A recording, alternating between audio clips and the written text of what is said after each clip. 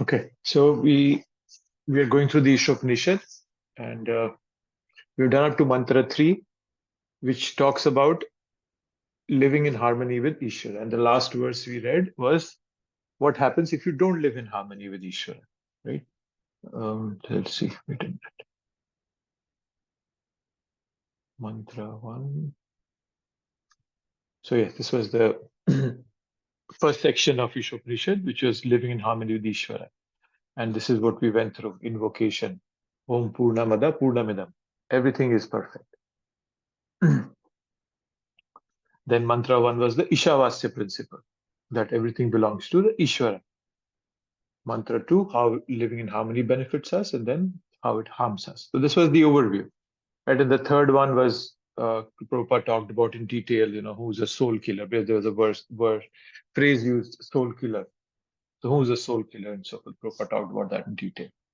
Today we will start with the second section of the Isopanishad, which is Ishvara can be understood by spiritual vision. So that's up to 4 to 8 verse. And in the 4 to how that is divided further. So 4 and 5, the speaker will talk about how inconceivable Lord is, how inconceivable the Ishvara is. And so we'll try to cover both the verses today. They're very similar. And so we can discuss those. Let's see. Okay. Okay, yes. So this is what we'll do, 4 and 5. And let me go back to the verse. Okay, so the fourth one says, Anejad ekam manaso javyo naina deva apnuvam purvam arsha. Tadhavato anyanate titishta tasmin apo matrishu dadhati. Although fixed in his abode, the personality of Godhead is swifter than the mind and can overcome all others running. The powerful demigods cannot approach him, although in one place he controls those who supply the air and rain. He surpasses all in excellence. So this is the fourth verse. I'll read the translation for the fifth verse also, and then we'll come back to the purport. Tad ejati tad na ejati, tad dure tadva antike, tad antarasya sarvasya, tadu sarvasya bhayata. The Supreme Lord walks and does not walk. He's far away, but he's very near as well. He's within everything, yet he is outside of everything. So if you remember in the Bhagavad Gita, 9th chapter, beginning of 9th chapter also, Krishna talks about this kind of a phenomenon, right? That he's that I'm all pervasive, and then I'm not, and then I'm not even that I'm beyond your reach also.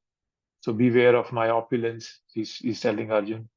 Talks about in the 9th chapter, beginning of the 9th chapter, 4th to 6th verse. So something similar here. And in the fourth one, Krishna, the speaker is saying that he's fixed in his abode, right? So what the abode of Krishna is Goloka. So he's fixed in his abode. But the personality of Godhead is swifter than the mind and can overcome all others running. Right? The powerful demigod. But then he is present in everybody's heart as the Paramatma. Powerful demigods cannot approach him. So in Goloka, powerful demigods don't have access. Yeah. Okay. And then although in one place, situated in Golok Vrindavan, he controls those who supply the air and rain. So he controls a demigod. And he surpasses all in excellence. There's nobody better than him. Because uh, the definition of Bhagavan is given by Parashara Muni as Aishwarasya Samagrasya Virasya Yasya Shreya Jnana Vairagyas Saditi, that whoever has this, all the 6 opulences, Aishwarya Samagrasya Virya Yasha Shreya Jnana Vairagya, these 6 opulences in complete, that's Bhagavan. So nobody can surpass that. You might find somebody has a lot of Aishwarya, might be somebody who's very beautiful, might be somebody who's very knowledgeable, but then they don't have everything in totality, like Krishna. That is why he surpasses all in excellence. Okay. How many of you have read the purport? The fourth purport. Can just give me a thumbs up or something.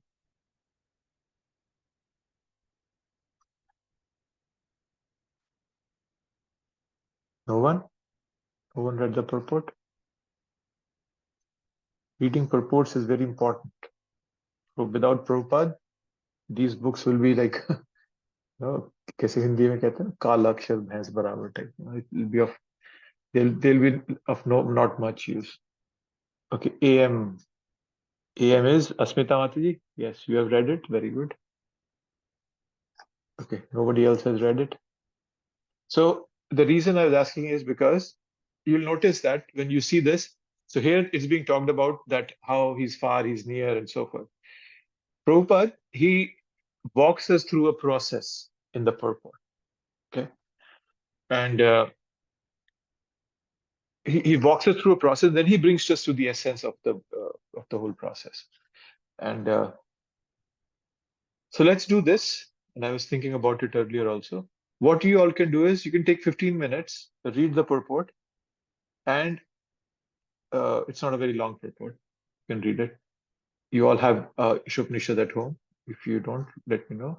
I can scroll here for you to read. But I'm assuming you all can find Isopanishad.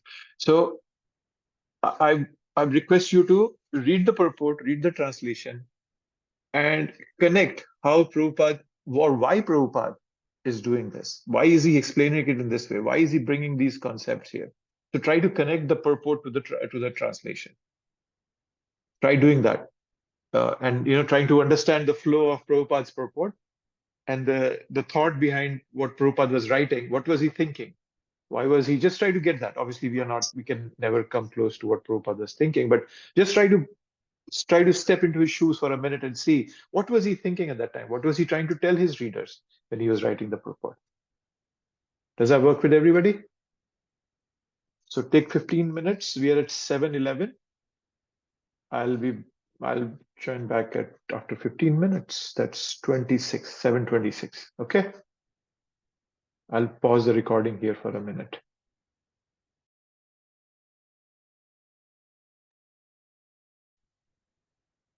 Okay. So everybody read the purport. Can somebody tell me now, how does Prabhupada connect the purport to the verse? What is your thought? Verse 4 and purport for the fourth verse.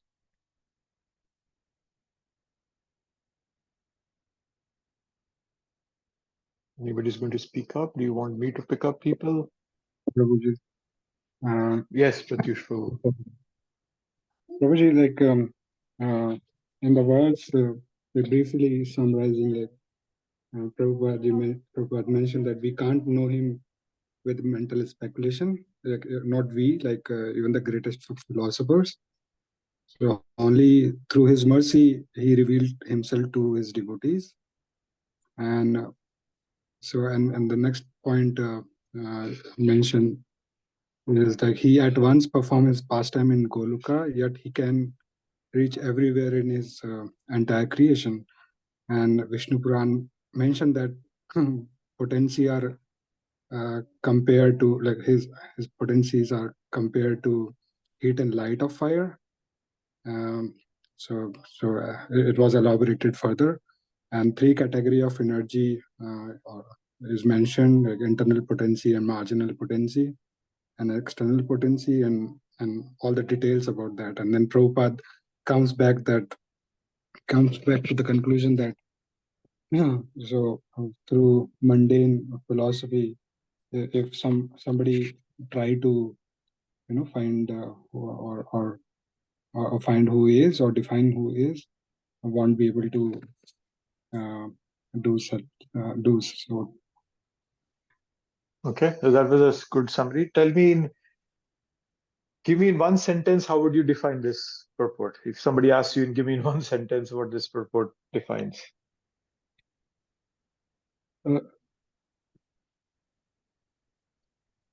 Not you, Prabhu. If you don't, you can think. Can somebody else say? Somebody else, give me one sentence. If you can explain this purport in a sentence. What is Prabhupada doing and how does it connect to the verse? Like if the purport has to be connected to the verse somehow. Okay, let me see who all are there. Okay.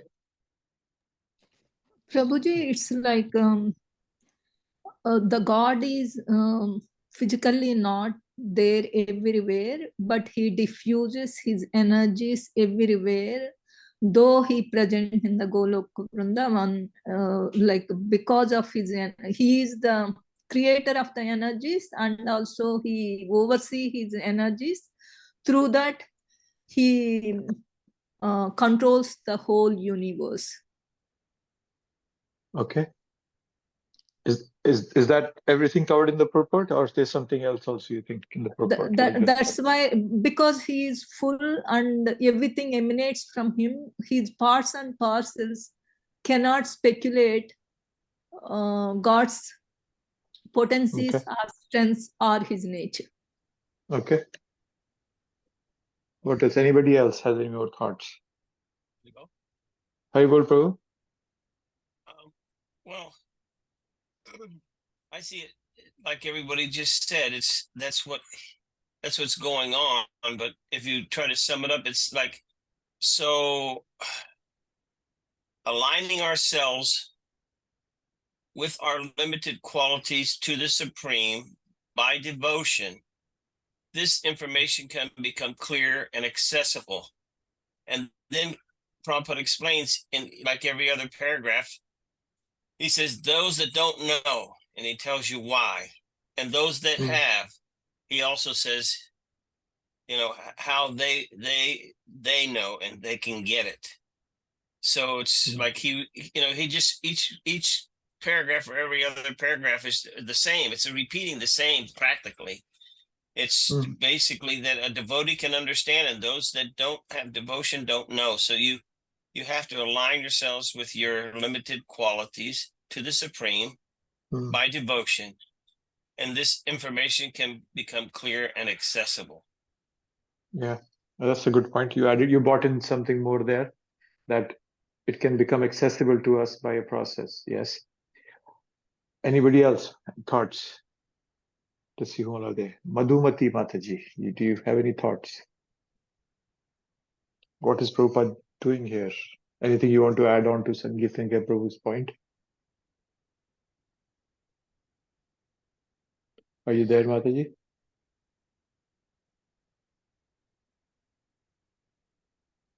Hare Krishna, Madhumati Mataji.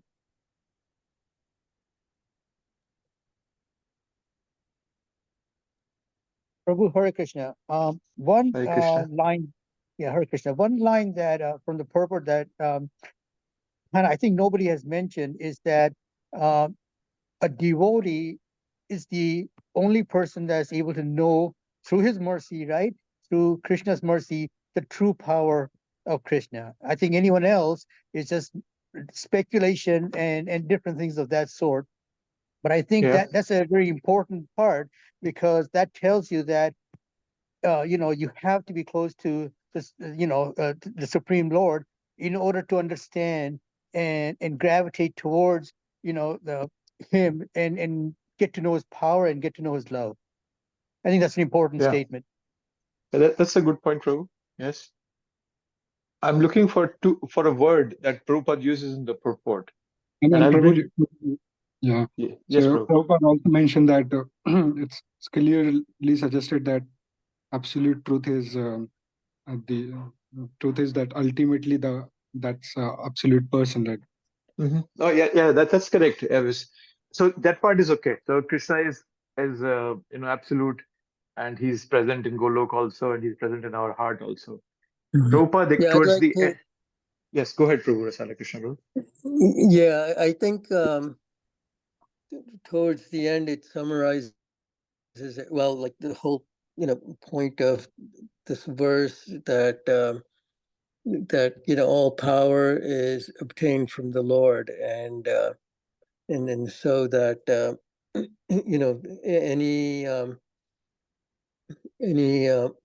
any execution of the power has to be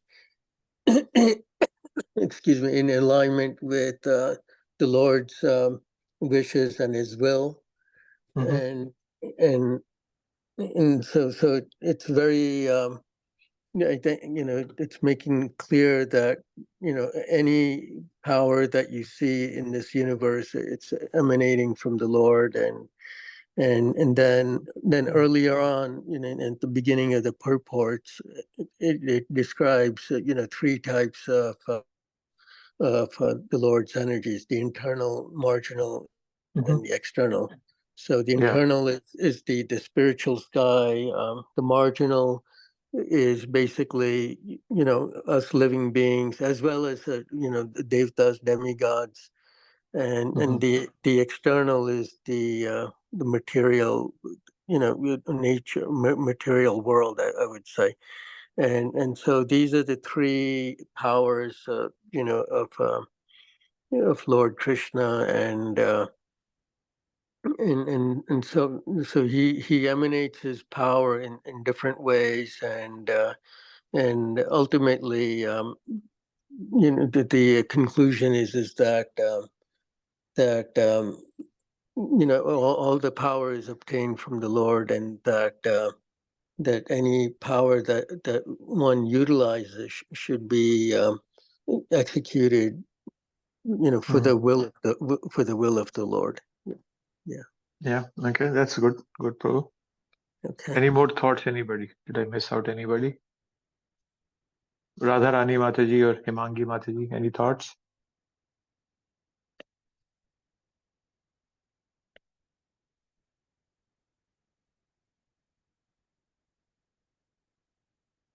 Prabhu, were you able to locate the word you're looking for? Has somebody mentioned that, or are we still looking? We are still looking. That's a good point. Okay, Thanks. so I noticed that. So yeah, Prabhu. Rajiv Prabhu has. Yes, sorry, go ahead. Yeah, is it emanating from the Lord? No, Because so even yeah, that's what go ahead. Rajiv Prabhu has put it there. He says submissive attitude. That's what something Prabhupada is pointing it out towards the end. Rajiv Prabhu has highlighted that. Submissive service, I think. Yeah, I think where it is. Yeah, submissive attitude. The Lord can be known by one who has adopted a submissive attitude. So what I wanted to present was, you see the way Prabhupada is building up the purport. The verse says, okay, he's in his abode, he's not in his abode, here, there, everything. Prabhupada starts very broad. He tells that God has multiple energies. Then Prabhupada defines it, three energies. Then he tells where do we stand as human beings in those three energies. He says we are the tadhastha, the middle part. Okay. And then he tells us that because we are the middle part, even rishis, great sages and saints can't know him. So where can me, who's just a marginal energy, know him? Right? So that's what Prabhupada brings. And so then he highlights the sentence that it's the futility in trying to establish the identity of the Lord through mental speculation.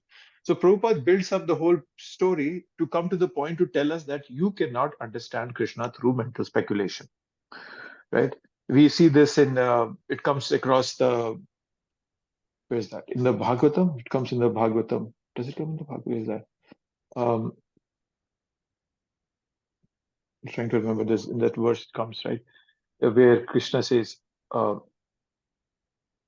says, Nayam Sukhapu Bhagavan, Dehinam Gopika Sutta, Jnaninam Chatma Bhutanam, Yatha Bhakti Matami. That Krishna is easily accessible to devotees engaged in spontaneous loving service. But he is not accessible to mental speculator, Jnaninam. He's not accessible to them. Similarly, in we read Vedeshu Durlabham Adurlabham Atma Bhakto Govindam Adi Purusham Tamam Bhajam. It comes in the Brahma Samhita. So we see it again and again. We are told that we cannot understand Krishna through our mental speculation. And that's it. But then Prabhupada, very intelligently, he tells us that, yes, okay, fine, you cannot understand through mental speculation. How can you understand him? Don't feel dejected. You can understand Krishna. And how? Prabhupada gives two very important points in here. One, he says, utilizes his initiative or active nature with intelligence. So when we all are in the beginning part, we all are beginners. We're doing our bhakti, and Sankirtana Prabhu is experienced, but all of us are beginners. So in the beginning, we have to utilize our intelligence. Right? It's not like we'll get to know our rasa right in the beginning. It takes time. It takes decades of hard work and practice. So in the beginning, what do is we use our intelligence with submissiveness. So this combination of service, submissive service with intelligence is makes us realize Krishna, makes us realize Ishvara. That's how Prabhupada is building the whole story. Because when you read this verse, we can start thinking this is very contradictory. Oh my God, this and the next verse also. Oh my God, Krishna is beyond my reach. So Prabhupada very intelligently, he tells that, okay, your position is not to understand Krishna. By nature, you are not there. Yeah, so Prabhupada tells us. But then towards the end, he brings it out that you can understand Krishna through submissive service with intelligence. Those are the two important points that personally I find very, very valuable. So this comes here, active nature with intelligence. And then Lord can be known by one who has adopted a submissive attitude. So this is the essence of the verse, that intelligence with submissive attitude. You can have intelligence but no submissive attitude. And you can have submissive attitude but no intelligence. No, both things are needed. It doesn't work either way. And then Prabhupada also tells us, how do you use that intelligence? We all have been endowed with some particular energy to act. When we work with that attitude, we are in the right position. But the moment we get out of that, we forget that our particular energy, who we are, where we are coming from, we are in Maya, we are in illusion. So that's the important part, right? So that's the how to say it. That's the natural course of work that things work out in, right? Arjun was confused when he captured Ashwathama. He was confused, but then he used his intelligence, right? So he cut off the jewel that Ashwathama had. So that killed him socially, not his body, but socially he killed him, right? So that was a balanced act. So in the interim, always when we are practicing bhakti and we haven't reached our the point where we have got some taste, there will be confusion, right? And this verse represents one of the confusions. That Krishna is also sitting in my heart and he's also sitting in Golok Vrindavan. And people always get confused with that. They always get bewildered with that. How can that happen? Especially Mayavadis, impersonalists. They don't accept Krishna's form, right? So in the interim, when there is so much confusion, one should find a way to move forward by triangulating, okay? And look to Guru, Sadhu, Shastra and take advice. So sincerity mixed with intelligence and with proper authority. That's what we have to do. If we constantly read Shastra, our intelligence gets clarified. And that intelligence, that kind of intelligence, will come and help us in difficult situations, right? And when one's intelligence is fortified by Krishna's instruction, and when one person's spiritual integrity is so great, he realizes his relationship with Krishna. So if you want to revitalize your spiritual life on a regular basis, look at what you are doing. Don't just take it for granted. Don't say it by repetition, right? We do Aarti every day. And every morning we offer pranam mantras to Prabhupada. Meditate on it. That's using your intelligence. That's what using your intelligence means. Don't just make it a repetition. Sansar davana nalvida loka. No, understand the meaning. So that's it. So if your mind is going in another direction, stop and come back to the matter at hand and really look at it. Right? So every aspect of devotional service is important. Even devotees have ups and downs. But however, there is a way in which devotee processes whatever happens and goes on serving Krishna despite the ups and downs. So what makes a devotee go or continue doing it? That's the intelligence part. Right? Despite whatever is happening in our life, if we are steady, right? If we are fixed in our daily sadhana, that gives us the ability to deal with the ups and downs that naturally come from life. Ups and downs are inevitable, but we have to anchor in our sadhana and our intelligence, and then we develop a higher taste. So that's the intelligence part. Okay, now let's look at submissive part. What does submissiveness do? Somebody can ask us, okay, intelligence I understood. Okay, it will be fortified. It will come to my help when I have to take the right decision. But how does submissiveness help us? When Ambarish Maharaj, when Durvasa Muni came to meet Ambarish Maharaj was very humbly, he invited him and Actually, as a matter of fact, Durvasa was not even an invited guest, but still he came, and but then Amrish Maharaj were respecting him. And then when Durvasa Muni got angry on him, so Durvasa Muni got angry, he plucked his hair, created a demon.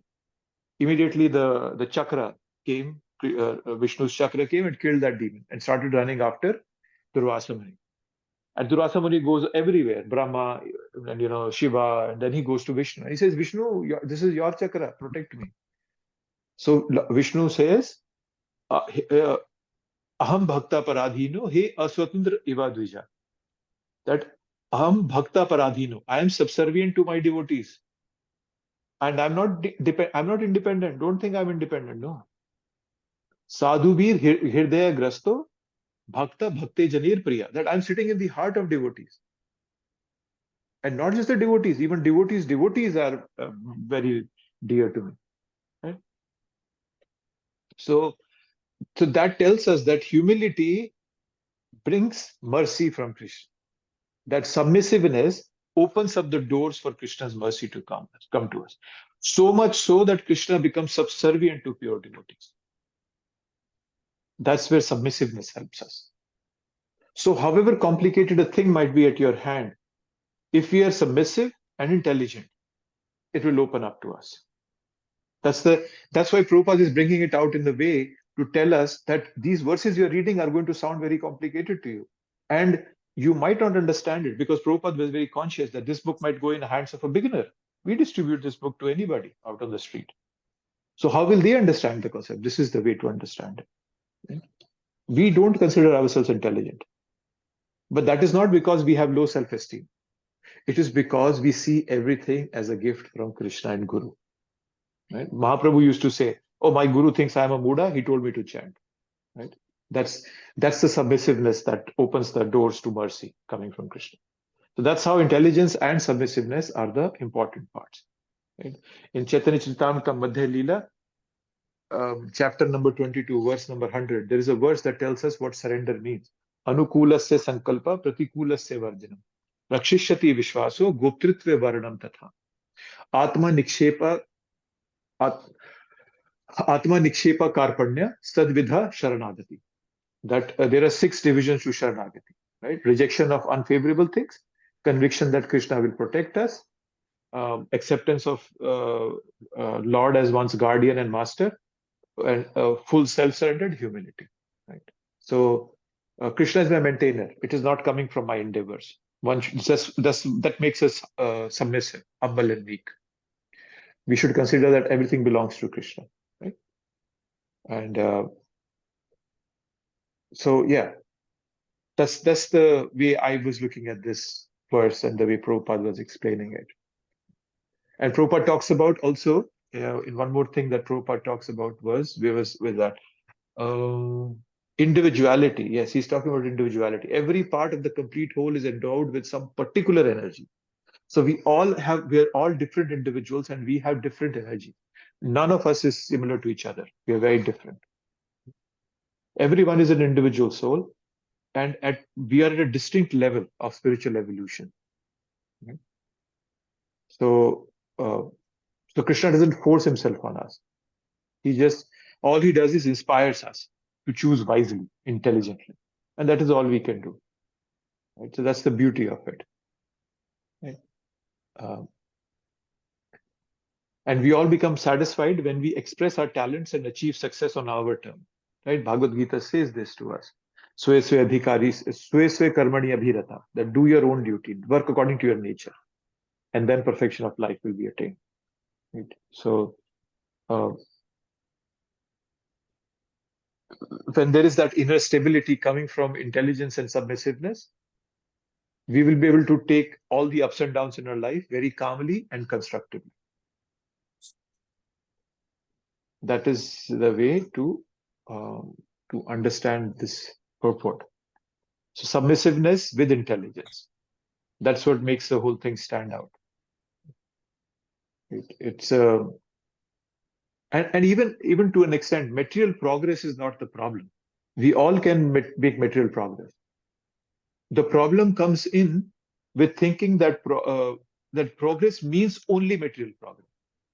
And there is no other kind of progress, right? But we know that material progress has resulted people in becoming more miserable. Lot of comfort externally, but internally there is anxiety, there is insecurity, there is inferiority. So inferiority especially comes because the so-called materialism imposes certain stereotype definition of success on us. Only if you achieve this will you become successful. No. If we become intelligent and if we become submissive, we will be able to clearly see what is right, what is wrong, what is true success. And even when we see people going crazy about something, we don't get distracted by that. That's the beauty. You all are working, and you go to work, and you might see that there are people who are workaholics. They're extremely passionate. They're aggressive. And you might start thinking, oh, should I be like that? Should I be like... No, but when you read the Bhagavad Gita regularly, your intelligence has been fortified. You will realize, no, that's not what I want to do. Right? Because what happens with workaholics? They work, they go home, they eat food, and they go to sleep. Next again. When is the time to spend on yourself? When is the time to spend on your family, on your children? But we devotees are very intelligent. We wake up early in the morning. We do our chanting. We don't overstress ourselves with our work. We depend on Krishna. Right? It's like bankruptcy. In bankruptcy, the company goes and says, I can't give all my debts. I cannot pay anything. I'm bankrupt. Similarly, we also should go bankrupt and say, Krishna, I can't solve the problems myself. I'm giving it to you. You take care of it. Right?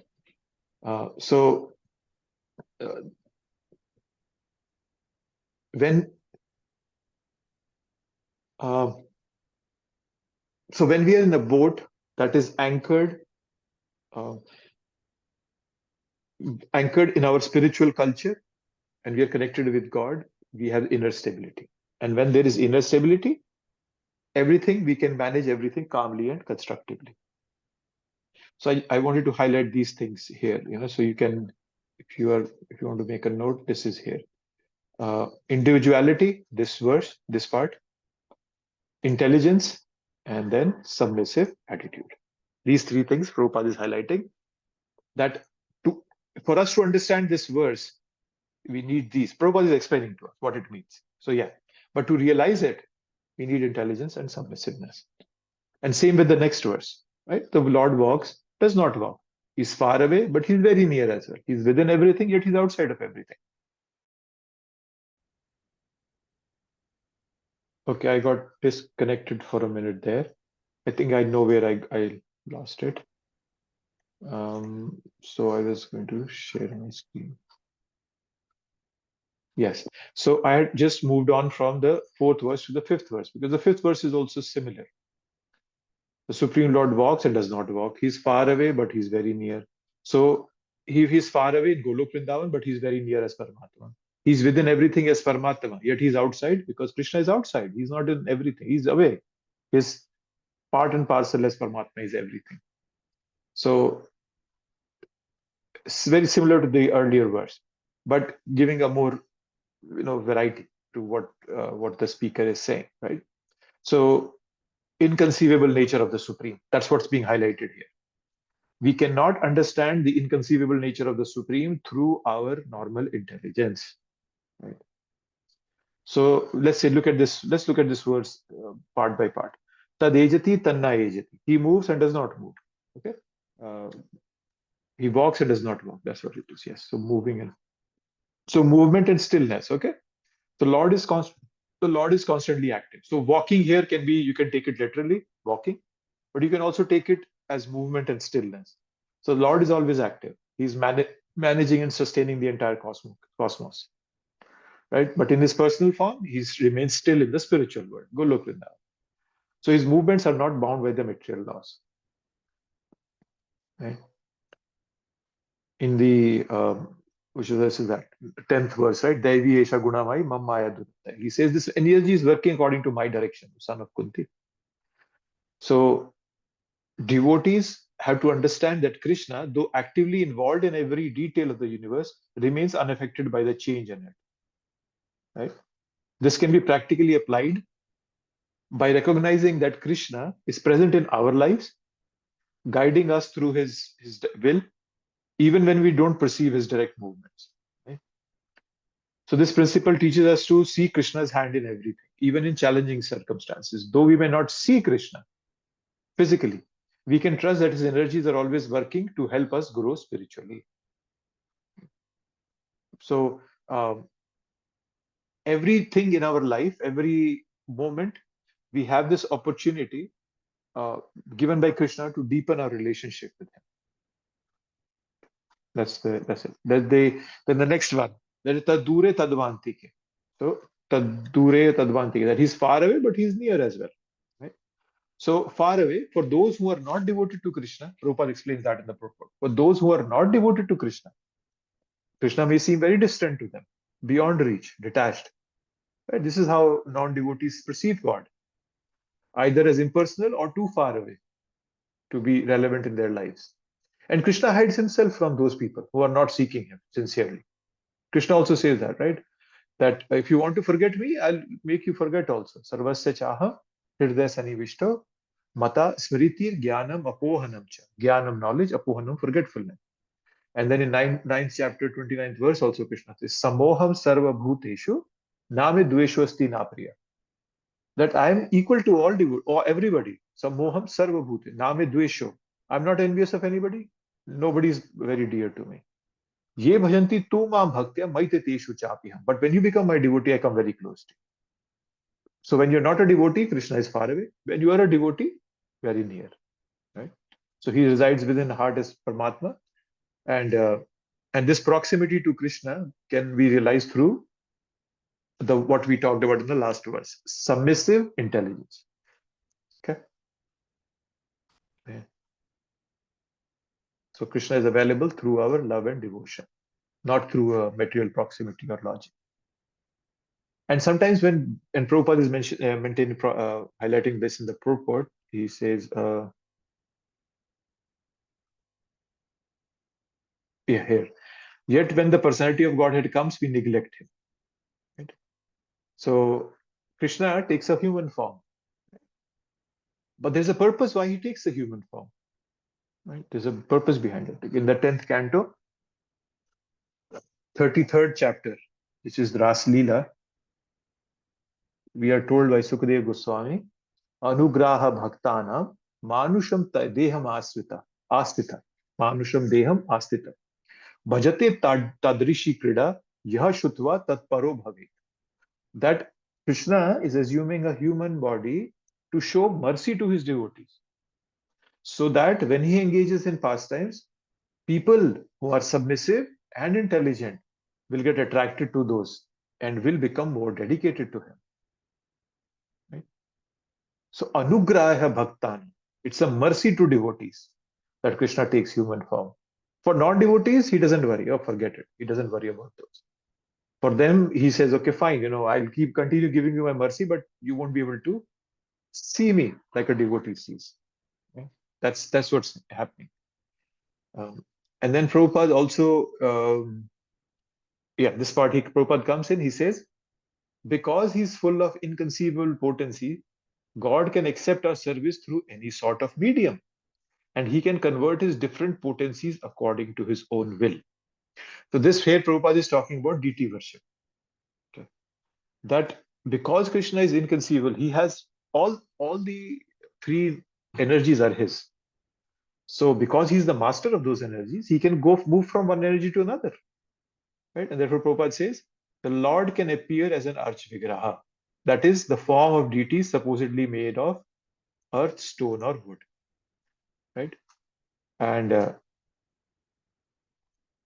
Prabhupada goes on to tell us that devotees who want to see him by means of material vision are favored by the Lord, who appears in a so-called material form to accept his devotees' service. So when we go to the temple, it's Krishna has mercifully taken that form to accept our service. That's how merciful he is. Right? So even when we offer arti, so what are we doing when we are offering arti? We are offering everything to Krishna, right? In the 7th chapter of Bhagavad Gita, 4th and 5th verse, Krishna says, right?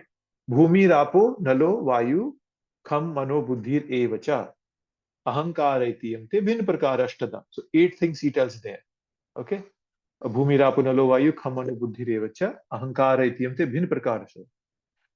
Itam prayam tvanya prakriti viddhi me param jeev bhuta mahabaho yayedam dharate jagat. And then he says that there is another energy, the living entity, jeev bhuta. So when we do arti in the temple, we are using all the 8 things that he mentioned in the 4th verse, and also the jiva, us, right? For example, the flower and the cloth, that represents the earth. The water represents water. The ghee lamp represents fire. The fan that we do, the yak tail fan, that represents air. The sound of conch shell, it represents ether. And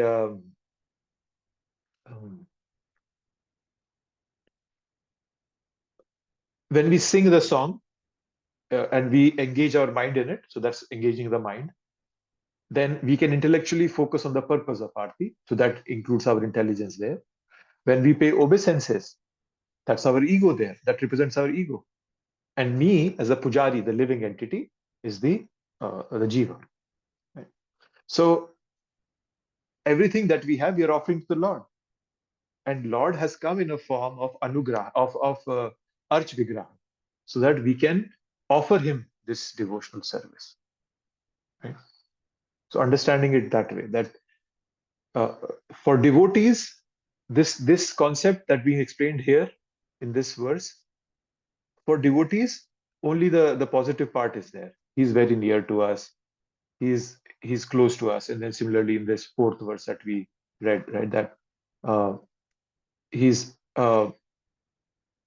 he controls, so he surpasses. So yes, so Prabhupada is explaining that for a devotee, this delusion is gone, because the Krishna, by submissive intelligence or by mercy, he and the devotee's submissive intelligence opens up this knowledge to the devotee, right? And then the devotee is able to just pick it up and work with it.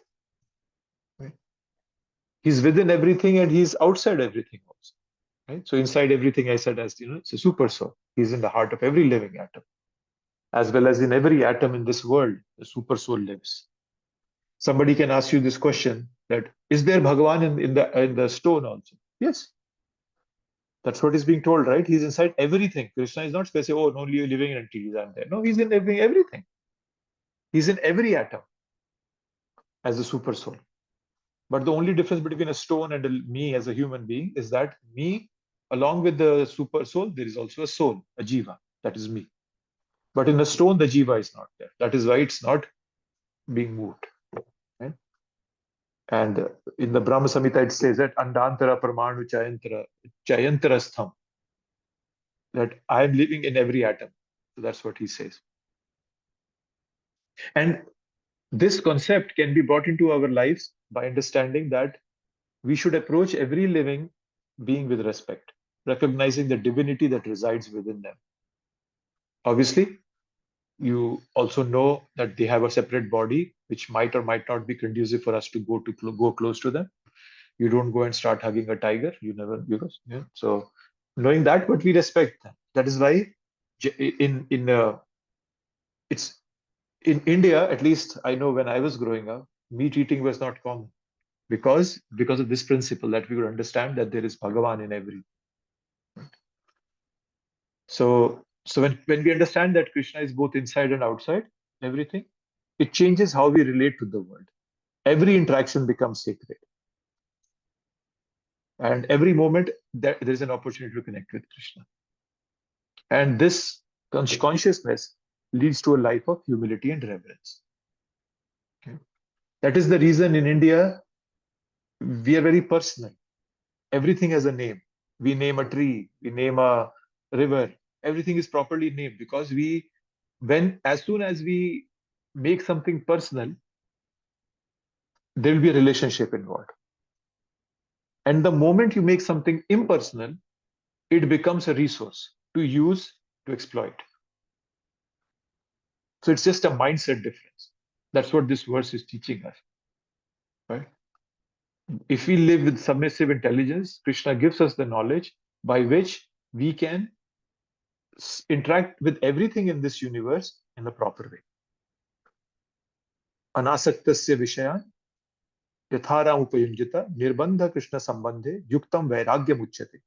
What is the best vairagya, renunciation? That we are able to use everything in the right way in Krishna's service. And then that's the verse coming from the nectar of devotion. And then the next verse following that comes, Prapanchikataya buddhaya hari sambandhi vastuna mumukshuva parityago falgu vairagyam kathyate. That if we don't know the relationship of this world and everything in this world with Krishna, then even if we act as if we are renouncing, that's like a falgu vairagya. So Falgu Vairagya it's coming from the river Falgu, which is in Bihar. On top, it looks like it's just sand. There's nothing, but just underneath there is a river flowing. So that's Falgu Vairagya. Or like a Vairagya where you say, I'm fasting without drinking water today.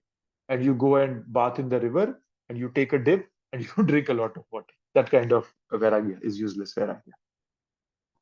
Right? So the understanding that while Krishna's nature is beyond our comprehension, his mercy compiled with our submissive intelligence allows us to approach him through devotional service. Right? So devotees should stay engaged in service and cultivate the faith that Krishna is always close, even when he appears far. Okay. So we can all make a prayer that, my dear Krishna, if you may so desire, please reveal your presence to us through our sincere efforts in devotional service. And may we be encouraged to apply the teachings, your teachings, in our daily spiritual life. Okay, I'll take a pause here to see if anybody has any comments, thoughts, anything on anybody's mind.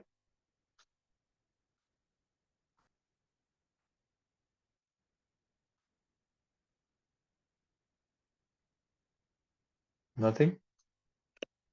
Both the verses are clear to everyone? Okay. That's good. Okay, then I'll wrap up and I'll see you next week. Please read the purport.